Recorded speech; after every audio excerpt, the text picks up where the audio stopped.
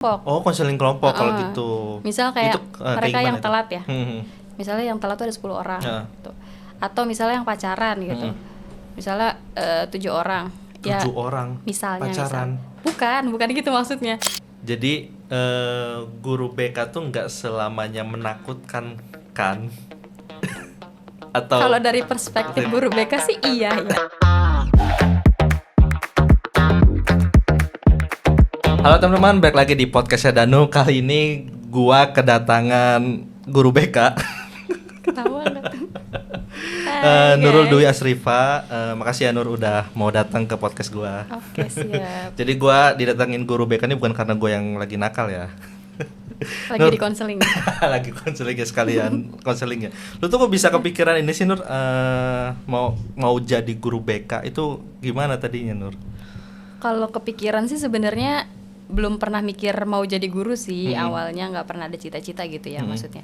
Tapi pas lulus semea itu kan daftar perguruan tinggi. Sebenarnya tujuan utamanya tuh ke jurusan akuntansi. Karena di semea kan jurusan akuntansi kan, Iya, dan iya. multi. Nah, Terus ya pilihan pertama akuntansi, pilihan kedua BK, ketiga itu kalau nggak salah ekonomi syariah apa ya. Cuma yang lolos BK. BK. Jadi sebenarnya bukan tujuan utama, tapi ya udah takdirnya ke situ aja gitu. Tapi pas masuk kan BK kan masuk pilihan kan. Itu udah ada ekspektasi belum kalau misalkan nggak itu kan bukan tujuan utama, second choice lah gitu kan. Udah ada ekspektasi nggak sih kalau misalkan gue nih dapat BK, gue bakal ngelakuin apa gitu atau bakal tetap ngejalanin kah atau kayak gimana? Pas baru awal-awal keterima ya, pertama kaget karena mikirnya di otak tuh kalaupun emang misalnya lolos SBM, waktu itu nggak lolos SNM ya, SBM kayaknya sih ke akuntansi ya, PD-nya gitu tuh. Tapi akhirnya pas ngelihat BK, pertama nggak tahu kampusnya di mana, karena ya nggak tahu kalau di Ciwaru tuh ada kampus FKIP Untirta Iya, gitu FKIP, yang iya, pertama. Terus yang kedua kan mikirnya wah bakal jadi guru nih gitu kan. Tapi kan pikirannya bukan ke situ aja kan. Maksudnya kalau untuk karir kan sebenarnya kalaupun kita jurusan apapun, karir mah bisa nanti gitu loh. Maksudnya belum kepikiran nanti lulus dari BK misalnya mau jadi guru BK gitu, nggak ada pikiran kayak gitu pas awal-awal. Jadi ya udah dijalanin aja tuh pas awal-awal diterima kan. Maksudnya nggak mikir panjang ke depannya bakal jadi guru atau gimana gitu. Pas udah dijalanin, oh ternyata ya udah gitu, nggak sesulit yang dibayangin, tapi nggak mudah juga gitu. Maksudnya kalau udah dijalanin mah ya udah gitu kan. Berarti bimbingan konselingnya ini masuk ke fakultas pendidikan? Iya, di Untirtanya FKIP. Oh, tapi yang di bayangan Nurul nih, bimbingan konseling ini pasti guru atau bisa ke lain karirnya gitu? Pas udah masuk kuliah kan pasti kan ngobrol-ngobrol dong sama cutting gitu kan. Maksudnya banyak pengalaman yang didapat dari teman cerita atau teman ngobrol. Ya dari cerita mereka misalnya punya saudara atau temannya yang kuliah di BK yang nggak harus jadi guru BK gitu. Jadi emang nggak ada tujuan utama waktu pas kuliah di awal itu, nggak ada kepikiran bakal mau jadi guru aja gitu. Tapi ya udah pas udah lulus, terus mungkin peluangnya adanya di guru ya karena waktu itu pas banget zamannya kita skripsian tuh corona ya, ya kan. Benar. Jadi kayak bimbingan segala tuh online kan, Ya, serba online. Makanya skripsiannya juga kan stres juga ya. Iya. Langsung aja kadang-kadang kita gimana gitu kan kalau bimbingan tuh banyak stresnya gitu kan. Ini online gitu kan. Terus sambil bete juga karena kebetulan Nurul itu kuliah itu dari semester berapa ya ngajar juga, walaupun ngajarnya ya kenal sih saudara juga gitu. Jadi ya sambil kuliah sambil ngajar privat.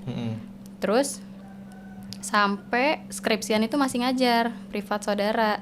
Cuma kan pengen nyobain sesuatu yang baru. Kebetulan emang rezekinya juga ya dapat info dari temen, dari kakak kelas. Ada info nih loker di SMP gitu kan. Mau ini nggak gitu, mau nyoba ngelamar nggak gitu kan.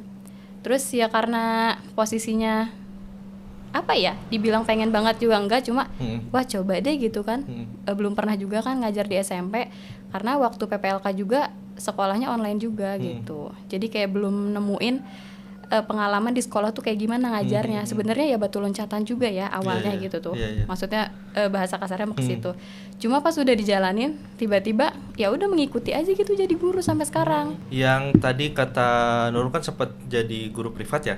Nah, itu guru privat itu guru mata pelajaran apa atau ngajarin apa? Umum.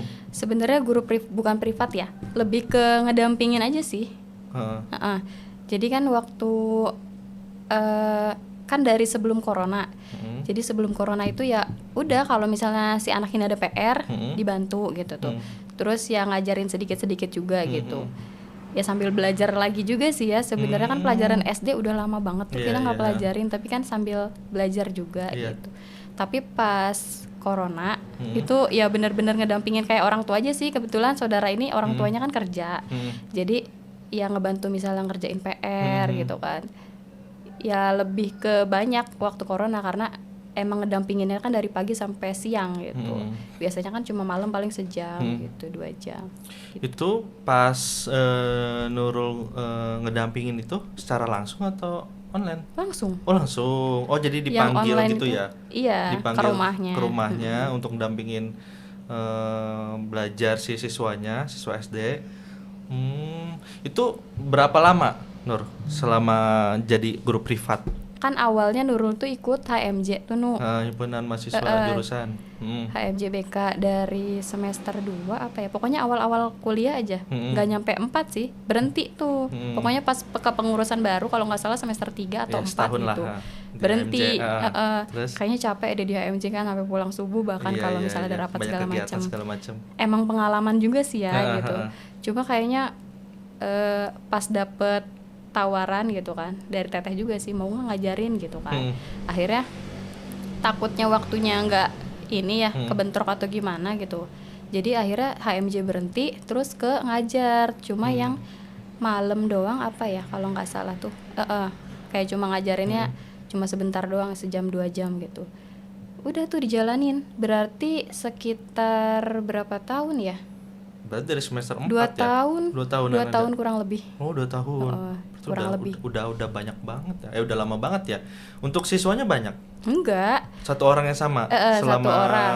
Guru privatnya 1 orang yang sama? Iya. Oh. Enggak sih kan ini ada 2 saudara sebenarnya. Yang satu tuh anaknya 2. Jadi dua-duanya tuh pas pandemi. Nah, yang satunya cuma 1. Jadi kan di 2 tempat. Di satu tempat itu kakak beradik. Jadi pas pandemi itu sekalian gitu kan. Tapi kalau yang satunya cuma 1 orang aja. Berarti total 3 tapi di waktu yang beda. Itu jadwalnya tiap hari kah atau weekend gitu? Menyesuaikan sih. Oh, menyesuaikan. Kalau sebelum pandemi itu karena ngedampingin tugas-tugas gitu ya. Jadi ya mintanya paling seminggu tuh berapa kali. Misalnya malam Senin, malam Rabu, malam Jumat misalnya gitu. Tapi kalau untuk yang kakak beradik ini fokusnya kan ke pandemi waktu itu. Jadi ya udah dari pagi gitu. Karena kuliah juga kan online kan. Jadi ya sekalian kuliah, sekalian nyusun skripsi sambilan gitu. Jadi pas Nurul, kan itu kan Nurul baru ngajar kayak mata pelajaran secara umum ya pas SD ya. Nah itu kan berlanjut tuh ke ngajar yang langsung di sekolah yang dimana banyak muridnya kan, banyak yang perlu dihandle. Apa yang pertama kali Nurul rasain? Kaget kali ya, karena belum pernah juga punya pengalaman ngajar kan. Kan antara privat sama sekolah yang jumlahnya lumayan juga kan beda. Ya sebenarnya awal-awal ke sekolah itu ya karena masih pandemi juga suasananya. Jadi yang belum total dari pagi sampai sore kayak sekarang. Jadi ya masih apa ya? Walaupun statusnya mengajar gitu kan, maksudnya jadi guru di situ, guru BK. Ya tapi tetap aja gitu tuh. Cuma apa ya? Bukan yang kayak sekarang lah gitu tuh, belum normal gitu kegiatannya. Apalagi guru BK kan nggak ada jam juga ya, waktu itu belum diberlakukan jam ngajar di kelas. Jadi ya udah siswa tuh cuma dapat tugas dari guru melalui WA grup gitu kan. Ya udah ngumpulin segala macam, masuk itu mulai di berapa bulan ya? Sekitar 2 atau 3 bulan di sekolah tuh baru tuh udah mulai masuk kelas offline gitu kan, tapi masih setengah-setengah. Oh ya, hybrid ya. Iya, jadi setengah di pagi, nanti setengahnya di siang gitu. Dan kaget ya, maksudnya oh udah jadi guru nih sekarang gitu kan. Yang tadinya kalau ke sekolah tuh paling cuma observasi, Iya. kita kan ngandelin ke guru kan kalau observasi, maksudnya bukan kita yang Ketemu statusnya murid. guru gitu kan. Jadi kayak oh udah jadi guru ya sekarang gitu kan. Jadinya kayak agak-agak bingung juga, kaku juga kan, mau marah juga baru kenal juga mereka yang lebih dulu. Misal kalau yang udah kelas 3 kan dia lebih dulu di sekolah itu dong Iya, daripada benar, kita benar. gitu Udah kan. selama 2 maksudnya. tahun lebih. Jadi emang awal-awal tuh bukan fokus untuk jadi gurunya sebenarnya Nu. Cuma adaptasi dulu ya. Kayak pengen tahu dulu nih. Oh, orang-orangnya seperti apa, misalnya guru-guru rekan-rekannya. Terus karakter mereka kayak gimana. Jadi kan khawatir kita salah bersikap juga kan nggak enak ya di tempat baru gitu loh. Harus jaim-jaim gitu lah. Cuma sekarang udah nggak sih. Ya, udah kenal kan. udah kenal semua. Iya, gitu. Ya kaget lah pasti ya. Pasti ya. Oh, pas awal masuk murid-murid langsung manggil Bu Guru nggak sih? Atau masih, kan itu kan baru masuk kan? Itu gimana? Kayak masih belum. Nggak langsung ibu sih. Langsung? Soalnya kan pertama mereka nggak tahu. Nggak tahu. Yang tahu kan ya guru-guru di situ kan. Maksudnya dapat info lah di grup kalau ada guru baru nih, guru BK misalnya gitu. Nah kalau misalnya anak-anak kan nggak tahu kan, posisinya online juga gitu. Pas pertama kali offline kan mereka ngambil buku tuh di perpus. Nah kebetulan ngebantuin juga nih di perpus, ngebagi-bagi apa buku mereka kan. Terus dipanggil teteh, dipanggil, ada yang panggil bu, tuh gue jarang sih, karena kan emang tampilannya kayak gini ya, walaupun guru, tapi kayak teteh-teteh kan, bahkan sampai sekarang masih dibilang SMA kelas berapa gitu kan, wow muda amat gitu kan, iya beneran. Itu siapa yang bilang kayak gitu? Anak murid? Ada, kan pernah juga tuh ada kegiatan yang keluar ya, tapi maksudnya perwakilan guru, sampai ditanya sama guru lain, oh ini anaknya bu ini ya, kayak ngikut gitu loh. Iya. Bukan bu, saya ngajar di sekolah itu gitu kan, segitunya, kayak bocah. Bagus kan. lah, awet muda berarti Nur. Nggak tahu awet muda, nggak tahu mukanya muka gimana ya ngejelasin. Bagus lah, Nur. Polos gitu ya. Iya makanya dipanggilnya teteh gitu. Tapi pas udah mulai masuk kan dikenalin tuh ada guru baru begini-begini. Jadi kayak oh ternyata yang kemarin kita temuin tuh guru BK ternyata gitu kan. Ya udah akhirnya kan menyesuaikan gitu. Lama-lama panggilnya bu. Kaget kan ya dipanggilnya bu gitu. Biasanya di kampus kan teteh gitu, kakak misalnya gitu. Ini bu gitu. Wow, udah jadi ibu-ibu. Iya, gitu. jadi kayak serasa apa ya? Naik derajat gitu tuh. Padahal kan posisinya kayak belum jadi ibu-ibu gitu, tapi udah dipanggil ibu duluan gitu tuh. Bener. Kayak rasanya kan agak aneh gitu kan. Kayak Itu belum pantas gitu ya. Sama Ini kayak gua ibu. juga sih, kalau dipanggil Pak tuh kayak rasanya aneh gitu. Iya Gak tahu kan? kenapa. Kayak malu sendiri ya. Iya. Iya juga. Kayak karena belum terbiasa juga kan. Iya. Sebenarnya guru BK tuh ngajar atau enggak sih sebenarnya kalau di sekolah? Tergantung kebijakan sekolahnya masing-masing sih sebenarnya. Baiknya sih masuk kelas. Jadi pas Nurul awal di situ tuh nggak masuk kelas dulu. Pas udah berapa bulan gitu ya, terus ada apa namanya masuk kelas ya gitu kan, disuruh masuk kelas sama kurikulum. Masuk kelas karena BK kan kebagiannya cuma 1 jam ya untuk masuk kelas itu sebenarnya kalau emang dikasih jam. Oh ya udah bu, iya gitu kan. Nah itu masih yang apa namanya setengah-setengah itu loh, yang pagi siang tadi. Nah makanya keteter banget di situ karena posisinya misal yang kelas pagi itu dapat 4 kelas, ya kan? Misalnya anggap aja ke kelas A, B, C, D, nanti siangnya ke E, F, G, H misalnya gitu kan. Itu kan kayak yang capek banget nggak sih? Oh beruntut ya. Kalau guru mapel lain mungkin 3 jam ya udah di kelas selama 3 jam. Kalau BK ya udah assalamualaikum 1 jam kelar, keluar lagi ganti kelas lagi. Itu benar-benar bikin capek. Mungkin kasihan juga kali ya. Sendirian waktu itu posisinya. Karena emang benar-benar awal ke sekolah tuh emang ngegantiin guru BK yang pindah gitu. Jadi emang benar-benar sendiri. Makanya sampai sakit juga gitu, ya udahlah nggak usah dikasih jam lagi, akhirnya bikin jadwal baru tanpa jam BK gitu. Karena emang fokus utamanya kan lebih ke di luar apa ya, pembelajaran di kelas juga bisa kan BK mah gitu tuh, maksudnya fleksibel, bisa ngasih layanan di luar kelas juga gitu. Layanan di luar kelas tuh kayak gimana contohnya? Jadi gimana ya, kan di BK tuh sebenarnya fokus utamanya tuh bukan cuma ngajar ya, maksudnya kalau yang ngajar di kelas tuh namanya bimbingan klasikal. Jadi emang benar-benar kita ngasih materi di kelas gitu kayak guru lain, cuma kita lebih ke pendidikan karakter yang temanya sesuai apa yang kita mau kasih kan. Tapi selain bimbingan klasikal, kita tuh ada konseling individu. Kayak gini nih misalnya. Konseling individu itu antara guru BK sama konseling aja gitu. Ada konseling kelompok, ada bimbingan kelompok. Terus konferensi kasus, kolaborasi, apalagi ya? Home visit, kunjungan rumah. Banyak banget ya. Ya sebenarnya fleksibel sih BK mah, makanya nggak terlalu fokus ke yang masuk kelas aja gitu. Oh. Yang tadi yang konversi kasus itu apa itu? Jadi lebih ke misal ada permasalahan nih. Lebih ke apa ya, bahasa sederhananya mah dikumpulin nih yang bermasalah. Misal ada masalah antar teman nih, antara si A sama si B misalnya cekcok, berantem segala macem. Ya kita pertemukan nih antara si A, si B. Kalau misalnya emang perlu ada saksi lain misalnya, iya boleh. Atau orang tua siswa dipanggil karena anaknya berantem ya boleh. Jadi apa ya, lebih ke mengidentifikasi masalahnya nih kenapa, terus cari solusinya bareng-bareng gitu tuh, supaya si anak ini misalnya yang berantem gimana nih supaya tahu nih kenapa berantemnya, terus kedepannya jangan sampai begitu lagi gitu. Lebih ke apa ya, bukan nyari solusi sih, lebih ke supaya nggak terjadi permasalahan antar mereka aja gitu. Jadi bukan kayak anak-anak yang berkasus itu dikumpulin semua. Ini yang berkasus satu doang kan? Iya. Jadi bukan kayak misalkan ada 10 kasus nih, 10 orang yang berkasus dikumpulin, bukan gitu kan? Kalau itu cocoknya kayaknya ke konseling kelompok. Oh, konseling kelompok kalau gitu. Misal kayak itu, mereka yang itu? telat ya. Misalnya yang telat tuh ada 10 orang gitu. Atau misalnya yang pacaran gitu. Misalnya 7 orang. 7 orang Misalnya pacaran. Bukan gitu maksudnya. Di sekolah itu kan masalahnya macam-macam. Anggap aja yang telat deh. Terus yang pacaran itu apa maksudnya? Ambigu ya. Ya enggak, maksudnya tiap kelas kan pasti ada siswa-siswa yang pacaran, misalnya gitu loh. Namanya anak-anak remaja kan. Ya, harus diarahin gitu, takutnya jauh gitu kan. Anggap aja yang telat lah ya.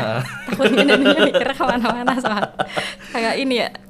Jadi misalnya yang telat 10 orang. Nah, kalau misalnya manggil satu-satu kan kayaknya lumayan ngabisin waktu juga gitu kan, nggak efektif. Nah bisa tuh misalnya dipanggil untuk konseling kelompok, atau misalnya yang ngerokok nih di kelas A ada berapa orang yang ngerokok, kelas B ada berapa misalnya, terus diundang untuk kita konseling kelompok gitu.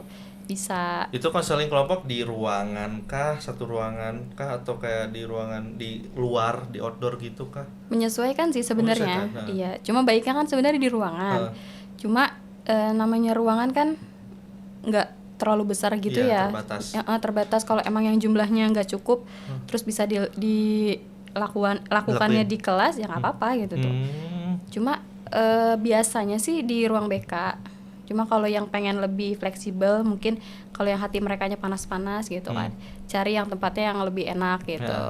Misalnya kalau misalnya di kelas boleh, atau misalnya di lapangan kalau misalnya emang benar-benar udah nggak ada yang lain ya. Ini mah tempatnya emang nggak boleh terbuka untuk umum, karena kan konseling mah fokusnya kan ke mereka ya. Iya, jangan sampai keluar kemana-mana juga informasinya gitu. Jadi menyesuaikan sih sebenarnya tempatnya mah. Nah kayak tadi contoh kasusnya tadi yang merokok ya, itu kok bisa ketahuan ada yang ngerokok karena dilaporin kah atau gimana? Kalau ngerokok pertama ada aja sih yang bawa misalnya gitu. Misalnya pas lagi dicek ternyata dia bawa rokok, atau mungkin diam-diam dia ngerokok di kamar mandi misalnya gitu. Kan pernah muda juga kan si bapak kan. Tapi gue nggak ngelakuin ya. Cuman ya? Gue pernah lihat pernah kayak di toilet pas SMP ya, ada banyak putung rokok di bukan wastafel, di jambannya itu tuh. Ya sebenarnya masalah dulu zaman kita SMP sama sekarang ya mirip-mirip. Masih berlanjut ya. Cuma ya beda zaman, beda perlakuan gitu kan.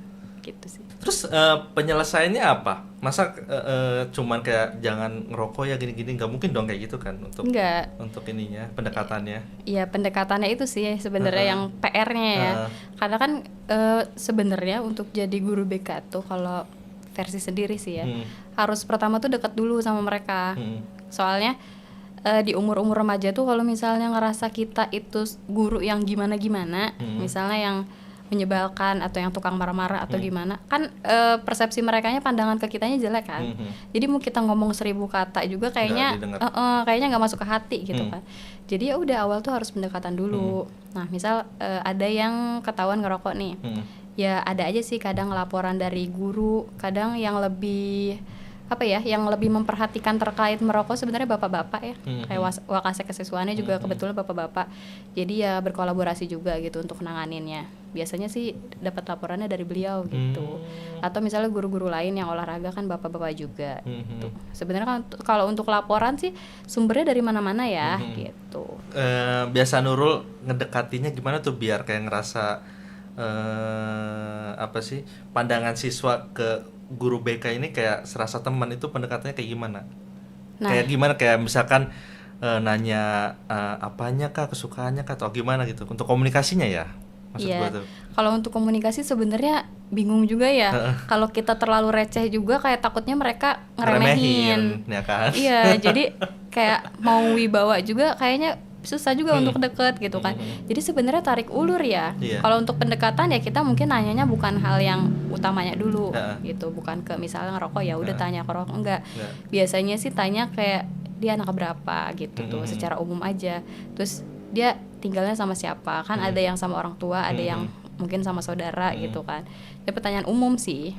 Pas udah kelihatan relax gitu kan, udah kelihatan kayaknya udah nggak terlalu yang gimana gitu ya. Iya, nggak terlalu tegang, nggak tegang. Kan pasti yang udah ketahuan gitu, perasaan yang Panik. pertama tuh panik, Iya. khawatir bakal diapain gitu tuh. Bener.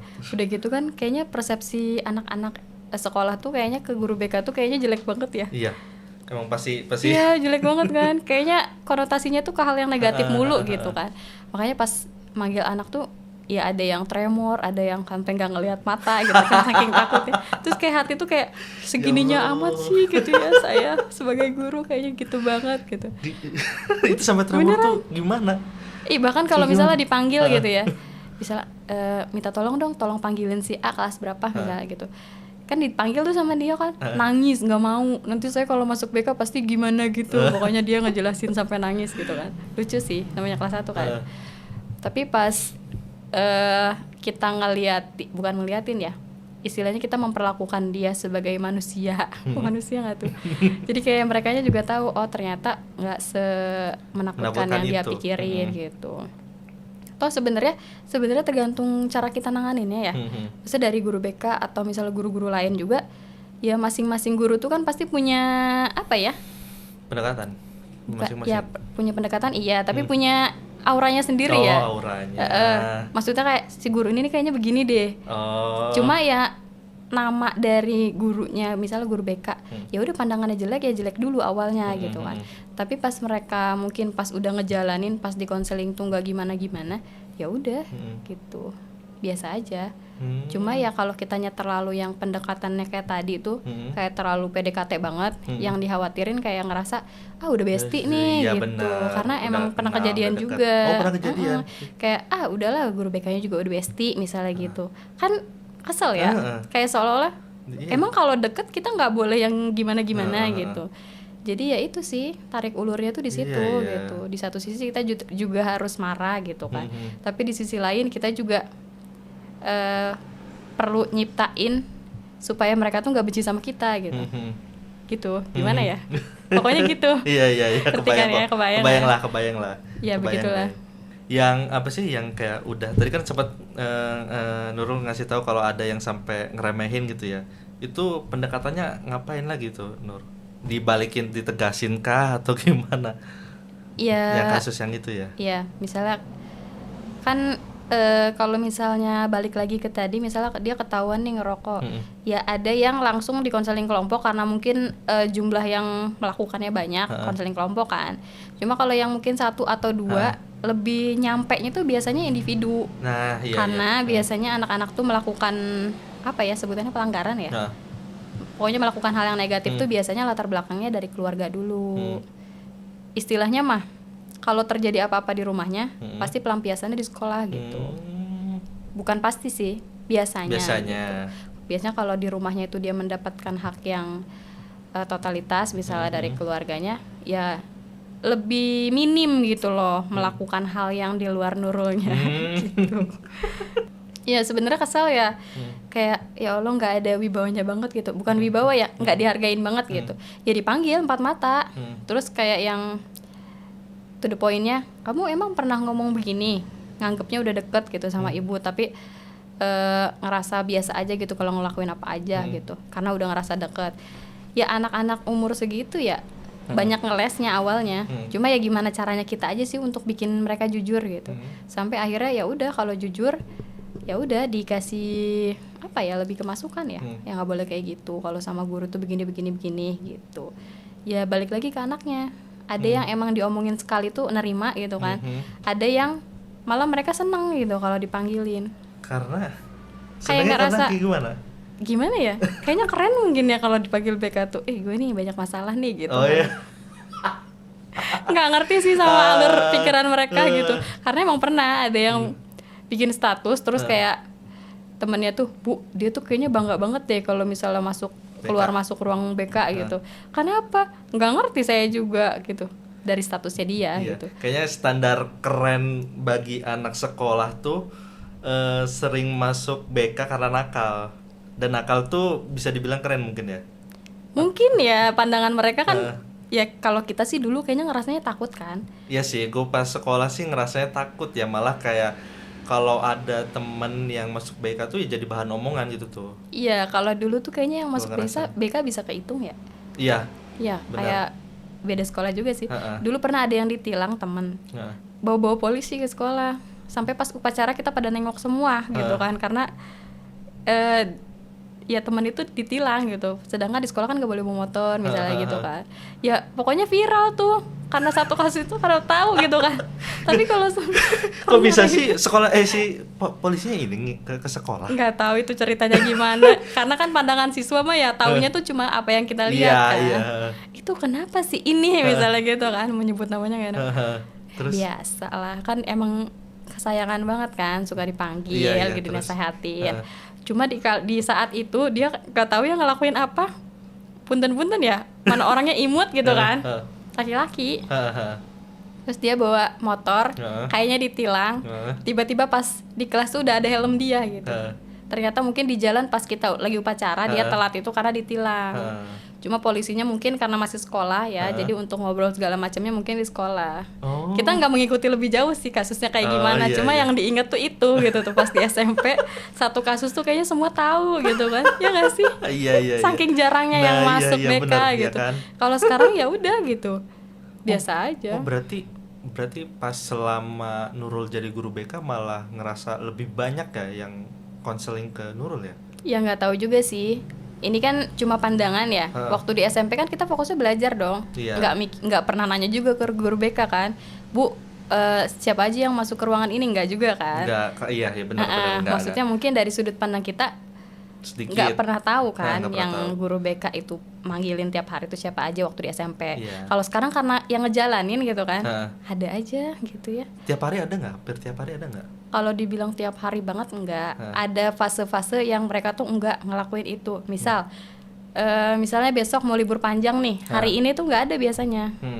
Tapi kalau misalnya puasa, kayaknya mereka nggak ada daya ya untuk ngelakuin sesuatu ya. Oh iya. Jadi kayak anteng aja tuh puasa, bener-bener nggak ada. Lempeng, ya. Nah, Terus? makanya pas kita nggak pakai waktu kita untuk menangani kasus yang kuratif, kan kita bisa masukin untuk yang preventif kan.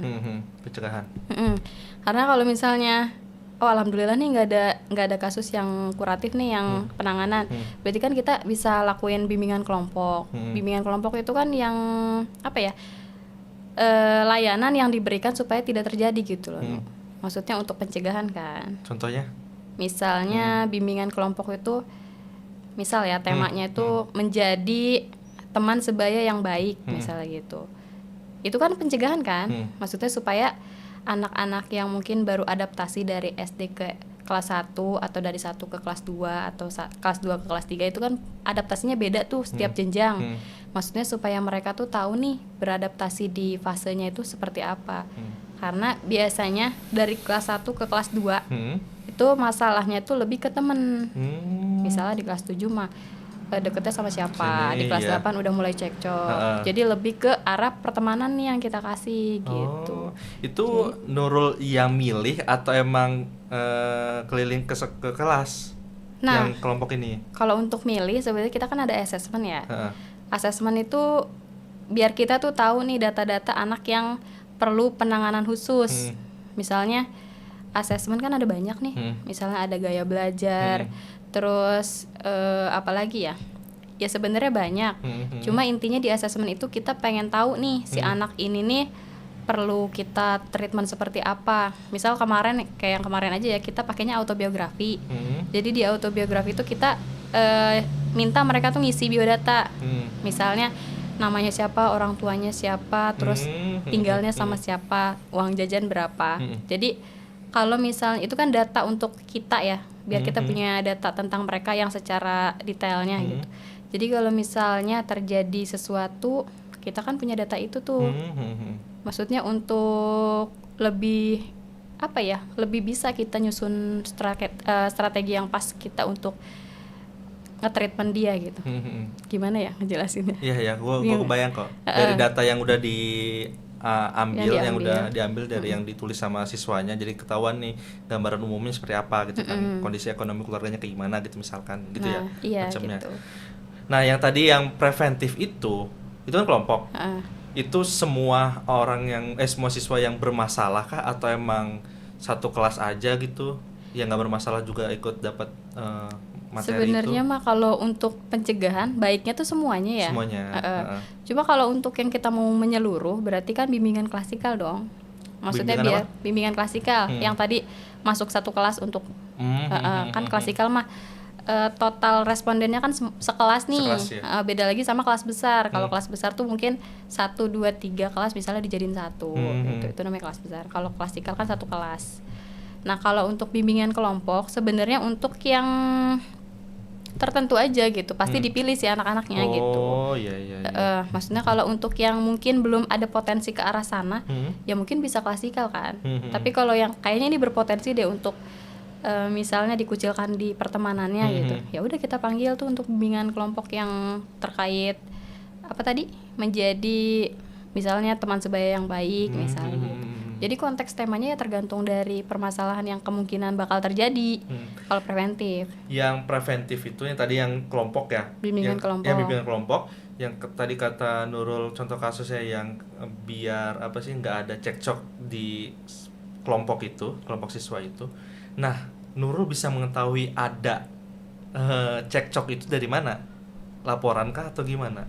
Iya sih. Oh, lapor. Oh. Ya pasti banyaknya lapor, tapi bukan cuma dari siswa lain ya, kayak dari guru mapel. Iya, kadang kan kalau misalnya anak-anak kan taunya ini makanya ada yang cepuin nih gitu kan, padahal ya belum tentu juga gitu. Bisa juga misalnya ada yang dibully nih di WA misalnya, kan nggak semua anak itu HP-nya punya sendiri kan.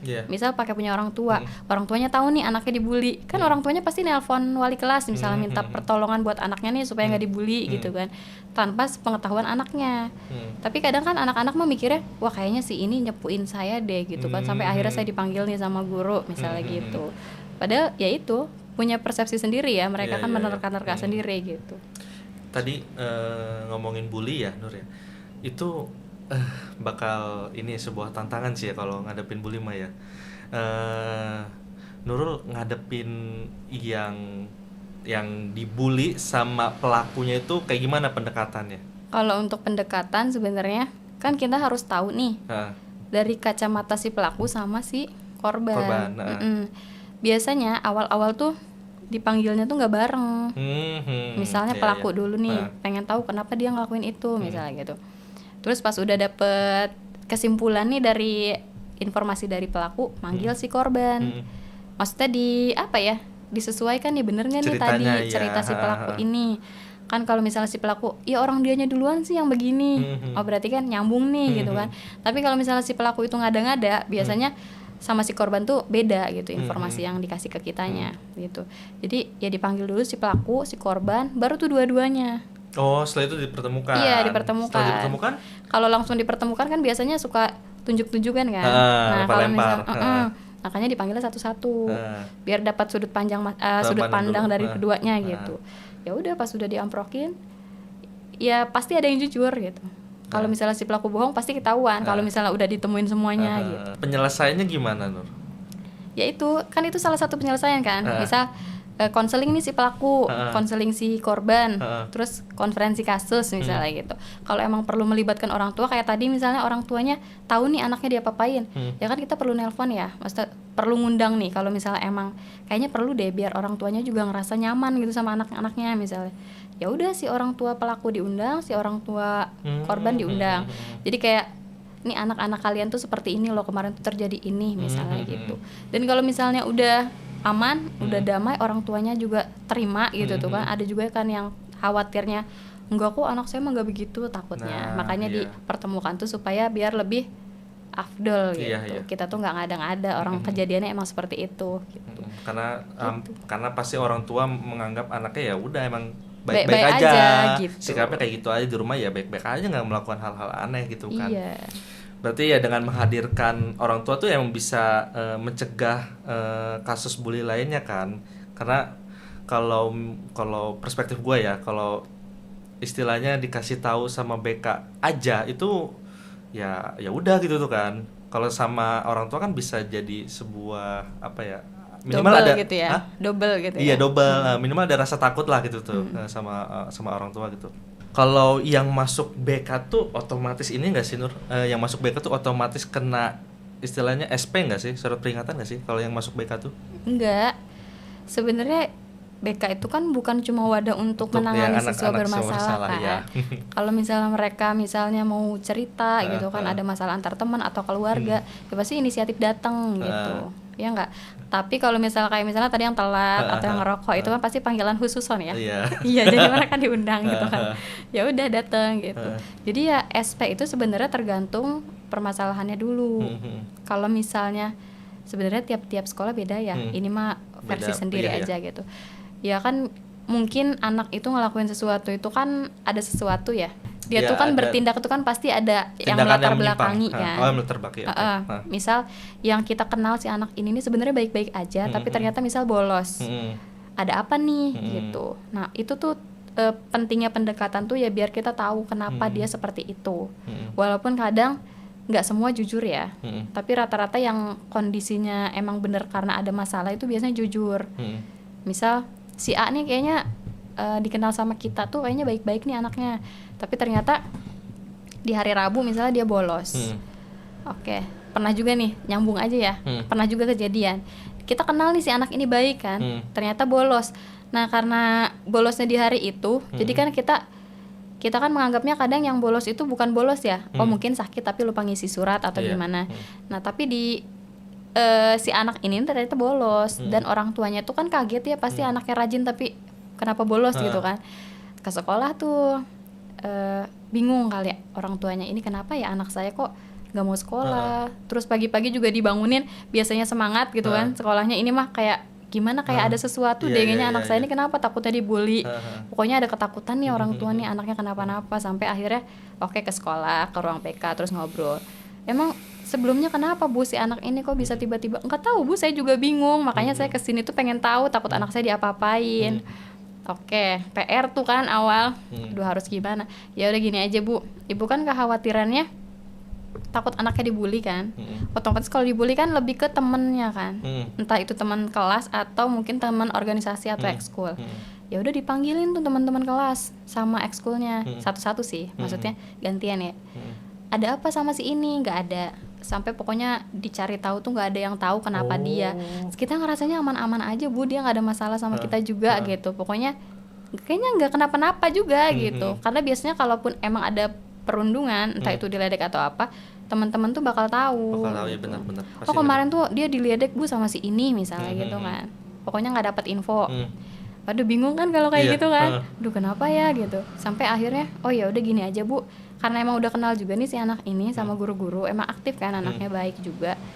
Ya udah Bu, besok dia nggak usah sekolah, dia datang aja ke ruangan saya, nggak usah belajar. Kita fokusin di hari itu untuk konseling misalnya gitu. Kan bingung ya, datang nggak ya gitu kan, kayak ada kekhawatiran kayaknya nggak datang deh gitu kan. sampai akhirnya besoknya dia datang. beneran. Alhamdulillah ya. Terus pas datang tuh, oh ya alhamdulillah gitu datang, dikonseling lah gitu kan, 4 mata. Kemarin kemana aja, misal. Ya pendekatannya sih kayak gitu aja Iya, sih nanya-nanya sebenarnya. kabar dulu. Intinya tuh supaya dianya mau terbuka dulu lah gitu, sampai akhirnya dia terbuka. Masalahnya tuh bukan di teman-teman sebenarnya, ternyata di rumah. Ai, Iya, terus kaget sih ya. iya iyalah, Karena bener. oh pandangan kita kemarin salah ternyata gitu kan. Ternyata pas udah kita telusuri, ternyata emang masalahnya di rumah. Dia tuh kayak ngerasanya dibandingin lah gitu tuh sama adik kakaknya. Iya kalau nggak salah punya adik punya kakak. Kan orang tua mah mungkin karena ngerasanya memperlakukannya sama aja ya. Jadi kayak ya udah gitu tuh, nggak ngerasa kalau dia beliau tuh ngebeda-bedain ke anaknya. Cuma kan pandangan anak beda. Iya benar. Ibu saya mah begini, Iya, kayak misalnya iya, Danu iya. aja sih gitu Iya, kan. benar. Ngerasanya Emang- kan orang tua Danu kok gini banget, Iya, iya, padahal iya. orang tua Danu ngerasanya ya biasa aja gitu, nggak kayak gitu kok Iya, iya, gitu benar. maksudnya. Perspektif orang yang sebagai anak tuh pasti ada aja gitu tuh terhadap Iya. orang tua misal. Kan nggak ada manusia yang sempurna Iya, ya, betul. termasuk orang tua juga kan. Betul. Iya, Setelah itu gitu. gimana tuh? Setelah itu, Mengetahui hal itu. nah alhamdulillahnya dia terbuka kan. Oh ya maksudnya kalau konseling kan baiknya siswa yang lebih aktif kan. Ya udah kita kasih kesempatan buat dia terbuka dulu, nangis segala macem gitu kan. Udah tenang baru dikasih pemahaman lah gitu. Ya istilahnya gini, ya nggak mungkin aja pandangan kamu beda sama orang tua kamu begini sampai akhirnya alhamdulillahnya kayak iya kali ya Bu ya perasaan saya doang misalnya gitu. Ya udah berarti kamu harus seperti apa ke depannya, karena kita kan ngasih stimulus untuk dia bikin perencanaannya sendiri ya, baiknya bukan dinasehatin sebenarnya Iya, konseling iya. itu, tapi kita kayak apa ya, kita Kasih- membuat rangsangan supaya dia tuh punya solusi sendiri gitu, sampai akhirnya oh saya kayaknya perlu begini deh. Oh ya udah berarti kan kamu selama ini punya pandangan yang beda kan sama orang tua gitu kan, padahal kemarin orang tua sampai ke sini nanyain kamu kenapa segala macam, berarti tandanya apa ya segala macam, clear pokoknya. Ya udah pas di situ janji dulu nih secara lisan gitu. Balik lagi ke pertanyaan tadi, kalau misalnya untuk SP nggak semuanya gitu, kalau misalnya kita rasa dia baik-baik aja dan ada hal yang mempengaruhi kayak tadi, ya udah untuk apa ya, konseling selesai sambil kita mengawasi gitu ke depannya absennya masih bolong kan nih, khawatirnya udah dikonseling tapi tetap masih bolos segala macam, berarti kan belum tuntas sebenarnya. Cuma di hari itu yang si anaknya kemarin orang tuanya datang tuh ya alhamdulillahnya selesai gitu, ke depannya tuh emang baik-baik lagi. Berarti orang tuanya udah tahu ya? Udah. Oh, udah tahu. Udah. Oke. Kan diundang lagi tuh, maksudnya diomongin kemarin tuh seperti ini. Sebenarnya minta persetujuan dulu anaknya. Boleh nggak kalau hal ini dikasih tahu ke orang tua? Misalnya takutnya kan ada yang sungkan kan, Iya. ada yang takut. Nggak apa-apa.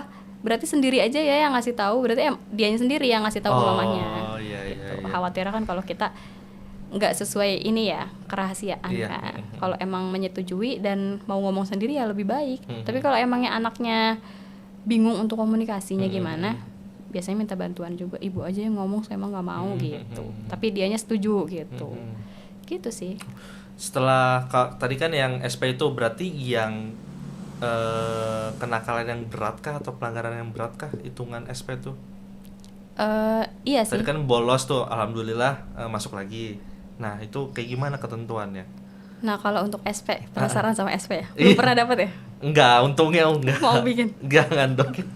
Kalau SP sih sebenarnya ya Danu, ya sebenarnya tergantung apa namanya, bukan jenis pelanggaran, tingkatannya ya mungkin. Ada yang mungkin rutin gitu kan, bolos lagi. Tapi kalau misalnya kayak tadi sekali terus enggak lagi ya enggak. Tapi kalau misalnya yang walaupun masalahnya kecil, tapi kayak tetap dilakukan terus menerus, apalagi masalahnya bercabang, misalnya dia telat iya, bolos iya, ngebully iya, kan bercabang banget Wah. tuh. Nah itu kan Wah, kita sepaket pertimbangkan itu, dong gitu. Jadi nggak sama antara yang cuma sekali sama yang berkali-kali, apalagi bercabang-cabang tuh si permasalahannya ya beda. Oh kayak gitu ya. Berarti yang walaupun masuk BK tuh kayak belum tentu kena SP. Ada Belum. aja ya belum tentu. Cuma kan pandangan orang begitu kan. Iya, pandangan Makanya orang- karena BK tuh langsung SPD, enggak juga Iya, sih sebenarnya. Gitu. Kita nggak tega kok, tenang aja. Sedih ya.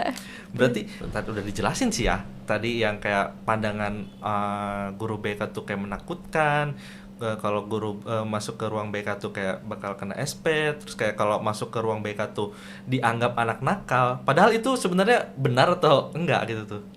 Balik lagi sih ke guru masing-masing. Gue juga nggak ngerasa jadi guru yang sempurna ya, Nu.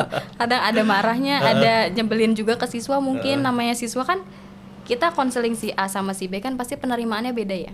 Ada yang dikonseling nerima, oh iya si guru ini emang pengen saya jadi lebih baik misalnya gitu. Kalau yang positive thinking ya kan.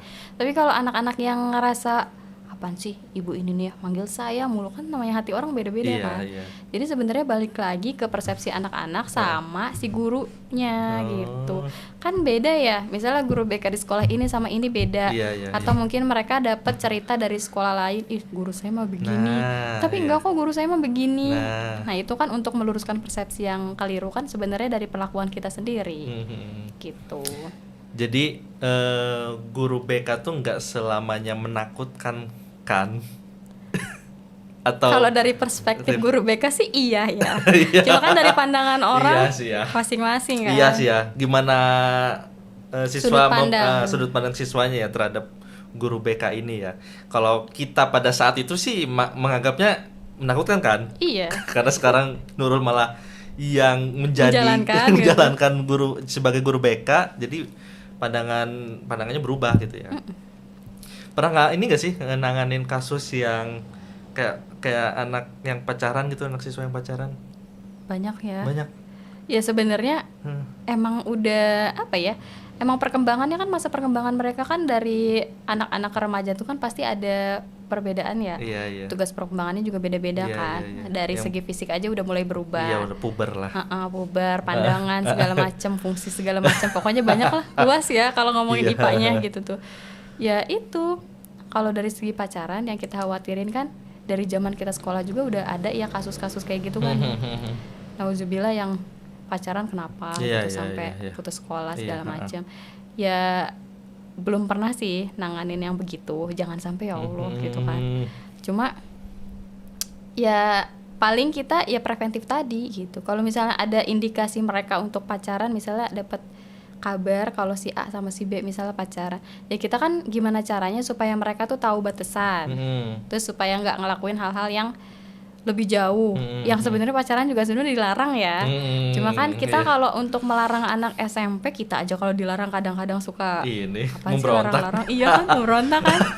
Aturan dibuat untuk dilanggar kan. Apalagi anak-anak segitu gitu yang istilahnya dari segi emosi aja mereka masih belum stabil. Benar, masih pengen nyoba-nyoba hal baru. Iya. Ya itu tugas kita kayak mengedukasi kalau pacaran tuh sebenarnya dampaknya tuh begini. Khawatirnya kalian begitu. Kalian kalau misalnya seperti ini jangan sampai begitu misalnya gitu. Kita bisanya cuma ngewanti-wanti ya. Dan istilahnya kita juga nyari informasi terkait misalnya bahaya pacaran misalnya gitu. Terus batasan antara laki-laki sama perempuan misalnya kayak gitu. Ya sekedar untuk preventif ya. Masa iya kita juga mau ngikutin mereka kemana juga kan enggak. Tapi kan kalau kita udah ngasih bekal informasi, edukasi, ilmu gitu kan, ya mudah-mudahan aja mereka ngedenger gitu kan, kayak oh iya ya gitu. Benar. Jangan begini gitu. Oke. Pernah kayaknya ya. Enggak pernah malahan gua SMP. Bukan beruntungnya sih, emang pas gua Gak minat. Bukan gak minat, pas SMP emang karena guanya ini ya nggak pede ya karena puber ya kan, itu masa-masa puber ya, jadi gua kurang banget percaya diri, jadi ya mau gimana mau pacaran kenalan sama cewek aja gua nggak berani gitu tuh pada saat itu sama sekarang. Iya. Bisa jadi kali ya. Bisa jadi. Nah pas lu udah jadi guru nih ya Nur ya, terutama guru BK ya, lu kan ngelihat siswa-siswa yang ada di sekolah itu kan, ya pasti banyak tingkahnya gitu ya. Lu pernah kepikiran ini nggak sih Nur, kayak lah ini mah pas gua dulu SMP nih gitu tuh. Lu pernah ngerasain momen kayak gitu nggak sih? Pernah sih. Kayak ada siswa nih pernah ngelakuin yang apa gitu ya? Tuh. Pernah ngelakuin apa gitu tuh. Lah ini mah gua pas SMP nih. Iya, jadi kayaknya paham dulu aja lah, gua juga dulu begitu gitu kan. Iya. Pernah sih. Kan dulu tuh SMP tuh diem banget nih ya. Kalau SMP mungkin masih petakilan kali ya, masih nggak punya malu mungkin. Kayaknya berani aja gitu. SD mah kan kayak mengeksplor diri untuk apa-apa. Cuma SMP tuh karena ya tadi Dadu bilang puber juga, puber. sama nggak pede juga. Sampai kalau misalnya belajar ya kita tuh disuruh maju ke depan tuh, itu beneran itu. Kayaknya Tidur. dari semalam tuh nggak bisa tidur, ya kan? Heeh. Kayak aduh besok gimana ya kalau misalnya disuruh maju ke depan gimana ya? Takutnya begini, pokoknya overthinking tingkat Overthinking dewa duluan, gitu. Iya. Ya udah. Jadi pas ngelihat anak-anak yang sekarang yang nggak pede, ya gimana ya? Memotivasi gitu untuk lebih pede. Ayo lebih pede. Cuma dalam hati tuh ya nggak bisa segampang itu betul. gitu. Kita juga dulu pernah ngerasain di posisi itu dan nggak gampang kan. Bener, Sampai kita tuh harus nurul pribadi ya untuk bisa ngomong sama orang segala macem, terus negor orang baru kan itu kayaknya ini banget ya kalau untuk anak yang nggak pede gitu kan kayaknya PR banget, susah banget gitu ya. Ya itu caranya kayak ikut organisasi gitu kan, terus banyak-banyakin temen gitu kan. Ya intinya setiap orang punya cara. Cuma ya itu, jadi kayak pengalaman sendiri pas ketemu sama siswa yang seperti itu, ya kita juga banyak cerita ke pengalaman sendiri juga. Ih tenang aja, ibu juga dulu seperti itu kok misalnya gitu. Tapi kamu bisa kok nyoba begini begitu. Jadi kan kalau sesuatu yang kita omongin ke orang tapi kita pernah kan kayaknya lebih ini ya, lebih dapat gitu. Ya, lebih relate juga kan. Karena bukan katanya gitu. Karena emang kitanya sendiri pernah gitu. Tapi gue ini ya, Nur ya, lu tuh dari awal pun, dari pas kecil pun berpikir untuk cita-cita jadi guru nggak sih? Enggak. Justru enggak kan ya? Enggak, malah bukan bangga ya, kayaknya ngelihat guru tuh kayak wow keren gitu.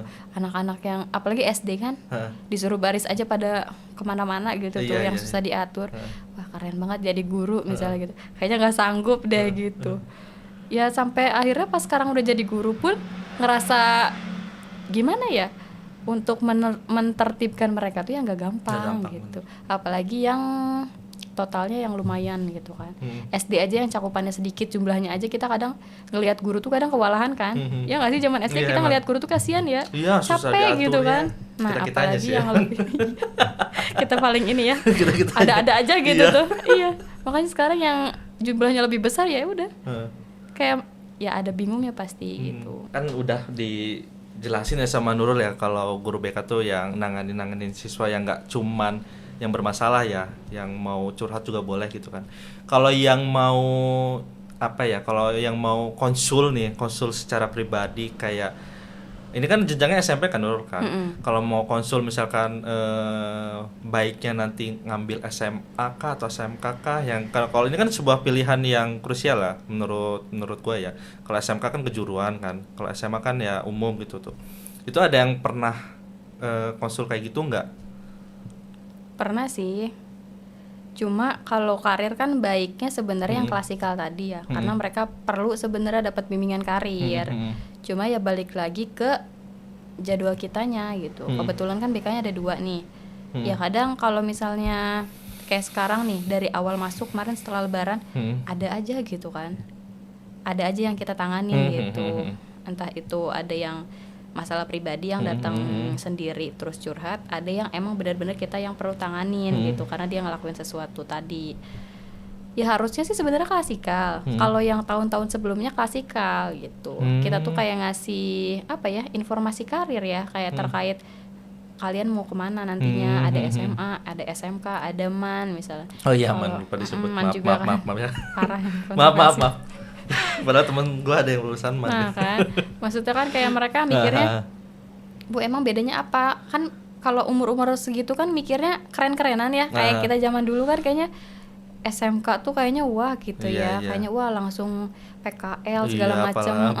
Kita nggak mikirin jangka panjang, tapi di saat itu aja kita nilainya gitu kan. Ya udah itu. Baiknya sih dikasih klasikal supaya mereka tuh tahu secara keseluruhan gitu. Walaupun kita juga sebenarnya terbatas infonya ya, ya kita tahu aja gitu. Tapi kalau misalnya emang kayak sekarang misalnya, kapan ya mau masuk kelasnya gitu, kadang ada aja kan tiap hari itu. Ya ada yang datang misalnya, Bu saya bingung nih untuk SMA. Kalau ini individu itu, ya? Individu yang istilahnya dia nanyanya pribadi kan. Kadang mereka tuh bingung juga sama apa yang mau mereka jajaki gitu. Mereka tuh bingung gitu. Saya tuh gimana ya Bu, minat bakat saya tuh kemana ya gitu. Mereka bingung mau SMA apa SMK. Sedangkan orang tua tuh bukan orang tua dulu, bukan orang tua sekarang. emang banyaknya kan untuk mengarahkan ya, bukan memberikan peluang untuk mereka milih ya. Jadi kayak udah kamu mah di sini aja gitu. Udah kamu mah nanti SMA-nya ke sini aja. Jadi kan mereka tuh lebih ke ya udah ngikutin orang tua gitu. Nggak mempertimbangkan kayaknya saya baiknya tuh ke SMK deh, karena saya lebih suka ke arah misalnya apa ya, saya suka jualan nih gitu, saya suka wirausaha, kayaknya cocok deh misalnya di Semea jurusan marketing misalnya, kan harusnya kayak gitu ya. Maksudnya disalurkan. Iya, perencanaan karirnya emang disesuaikan dengan diri dia gitu. Cuma kan kalau sekarang kan walaupun misalnya kita kasih arahan kayaknya kamu lebih cocoknya ke arah sini gitu kan, tetap aja enggak lah Bu, mama saya nyuruhnya saya ke sini misalnya gitu. Jadi ya itu ngikutin orang tua gitu, padahal kan baiknya menyesuaikan kan dari kepribadian, dari bakat minat gitu. Terus dari misalnya dia udah pengen jadi guru, berarti kan misalnya kalau misalnya dari SMA ke kuliah kan ke FKIP misalnya gitu, betul. Mengarahkannya sesuai sama jurusannya gitu kan. Cuma ya gitu, kalau untuk karir ya baiknya sih kita ngasih apa ya tadi klasikal gitu. Tapi kalau misalnya perlu bimbingan, misalnya anak-anak tertentu nih yang kepengen banget gitu kan untuk dapet informasi karir, ya itu bimbingan karir misalnya gitu. Atau kalau yang konsul sendiri-sendiri ya udah gitu. Oh, jadi masih boleh lah kalau misalkan pribadi sendiri kebingungan, masih boleh untuk konsul secara pribadi gitu ya. Boleh. Selama kitanya juga free gitu. Kan menyesuaikan kan. Menyesuaikan waktu ya. Fleksibel. Setelah ngedengerin tupoksi guru BK ya. Gue ngerasa kayak kok sayang banget ya, struggle gue pada saat di sekolah itu nggak gue konselingkan, nggak gue manfaatin gitu tuh ya, karena stigma gue pada saat itu dan teman-teman lainnya juga ya kalau BK tuh ya ngurusin anak-anak yang bermasalah gitu tuh, yang padahal kan bisa untuk luas sebagai ya padahal nggak sekedar itu gitu tuh, cuma sangat-sangat disayangkan aja ya. Dan tapi tapi ya alhamdulillahnya kan gue udah bisa melewati semua itu gitu tuh, dan lebih mandiri juga kayaknya zaman kita mah ya. Udah nyari tahu sendiri apa-apanya juga kan ya, karena lingkungan pertemanan juga sih ya, jadi bisa saling support gitu tuh, walaupun istilahnya temannya sedikit pada saat sekolah gitu kan, tapi kan lebih lebih sefrekuensi gitu kan, pembahasan dalam ngobrolnya pun enak gitu kan, sharing-sharingnya gitu. Enak gitu kan, jadi kayak nggak ngerasa sendirian banget ya, gitu. nggak ngerasa sendirian, struggle yang dirasain pun kayak ya terlupakan gitu misalkan. Tapi sama sih sebenarnya. Apa? Ya dari zaman sekolah juga kita punya stigma pandangan ke guru BK tuh ya begitu. Misalnya kan? Ada yang telat terus naik ke kabur lewat pagar terus dikejar-kejar misalnya. Cuma sebatas itu awalnya mikir. Tapi ya itu pas masuk ke jurusannya kan, karena kita belajarnya teori sama praktek juga. Wah, ternyata luas ya sebenarnya gitu. Sebenarnya tergantung kreativitas kita sendiri gitu. Apalagi kan fleksibel ya. Maksudnya kalau misalnya kita misalnya kita bisa buat rencana untuk ngasih bimbingan atau misalnya klasikal, ya kalau emang memungkinkan waktu dan sesuai juga gitu, ya bisa aja gitu. Makanya sebenarnya dari awal masuk itu kan baiknya sih pengenalan ya ke kelas-kelas, apalagi kelas 7 nih misalnya yang baru. Kayak misalnya guru BK tuh di sini siapa aja. Jadi BK tuh ada misalnya fungsi preventif, kuratif, pengembangan, itu kayak harusnya tuh dijelaskan dari awal gitu. Karena mereka yang nggak tahu, apalagi di SD kan nggak ada BK kan. Betul. Jadi awal Nurul ngajar tuh sebenarnya karena masih banyak space waktu juga ya. Jadi kayak ada waktu lah gitu untuk keliling ngasih tahu nih guru BK-nya ini loh gitu. Terus guru BK tuh bukan cuma yang bermasalah loh. Kita punya program tuh ini gitu. Ada strategi layanan yang tadi disebutin misalnya gitu. Oh, ternyata BK tuh bukan cuma ini ya Bu ya, nangkepin anak-anak yang kabur ya misalnya kayak gitu kan. Stigmanya masih ada kayak gitu. Iya, kayak gitu. Enggak. Jadi di BK tuh kalian tuh bisa konseling kelompok, bisa konseling individu. Oh, ya ada yang ngerti, ada yang bingung juga gitu kan. Ya sebenarnya menyesuaikan aja. Tapi dengan sosialisasi seperti itu menurut gua sangat bermanfaat ya, karena jadi tahu siswa-siswa tuh kalau guru BK tuh ya tupoksinya bukan cuma itu doang, tugasnya bukan cuma itu doang gitu kan. Karena pas gua sekolah, seingat gua nggak pernah mendengarkan hal itu, Nur. sama. Iya kan? Benar-benar. Nah, berarti sekarang udah dari Nurul aja berarti sekarang udah better lah ya kan. Udah ada sosialisasi kayak gitu. Jadi siswa-siswa pun nggak menganggap guru BK tuh menakutkan, ke BK tuh menjadi siswa yang nakal, nggak gitu kan. Punya cap sendiri ya kalau keluar dari ruang BK tuh biasanya. Wah, kenapa nih gitu. Habis tanya-tanya lagi sama teman-teman gitu kan. Iya. Habis diapain? Padahal mah nggak selalu dia kenapa-napa juga sih gitu. Walaupun masih sih sebenarnya kayak gitu. Masuk BK ya misalnya gitu. Itu pasti sih, karena kan anak-anak sekolah kan penasaran, kepo gitu. Jadi ya pasti bertanya hal seperti itu sih. Makasih ya Nurul udah sharing. Ini seperti Flashback langsung ke sekolah ya, masa-masa sekolah. Iya, bener. Kenapa dulu nggak kabur ya gitu. Kan jadi tahu nih konseling itu kayak gimana gitu. Nggak pernah konseling juga kan? Iya, nggak pernah konseling kayak secara pribadi datang apa sih konsul gitu, struggle-nya apa, kesulitannya apa. Terutama pas SMP sih yang gue ngerasain tuh. Cuman ya udahlah, udah berlalu gitu tuh. Oke deh. Makasih ya Nurul udah mau sharing-sharing seputar pengalaman sebagai guru BK. Makasih ya teman-teman yang udah nonton sampai selesai. Sampai jumpa di episode selanjutnya ya. Dadah.